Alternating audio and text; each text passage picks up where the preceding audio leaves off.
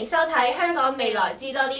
UNISA 由國安法實施以嚟，香港由亂到治，由治及興。國安法可以話係香港嘅定海神針。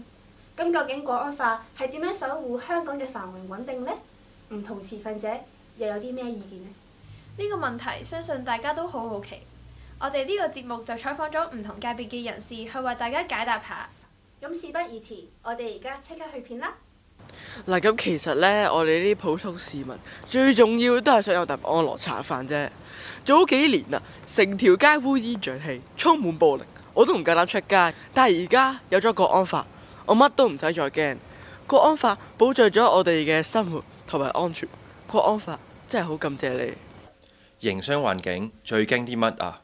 最驚就係唔穩定啊！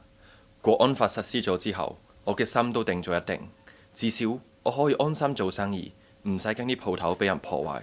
所以話國安法減少咗因為社會動盪帶嚟嘅經濟損失，我嘅生意都好做咗好多。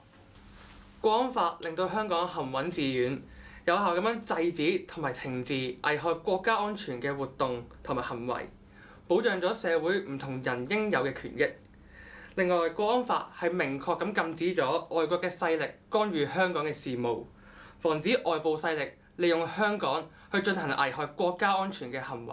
相信大家睇咗咁多持份者嘅意見之後，對國安法都有更加深入嘅了解。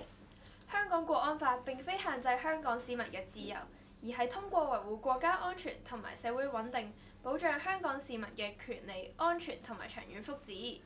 國安法守護咗我哋，又為我哋帶嚟咗希望，我哋一齊守護佢啦！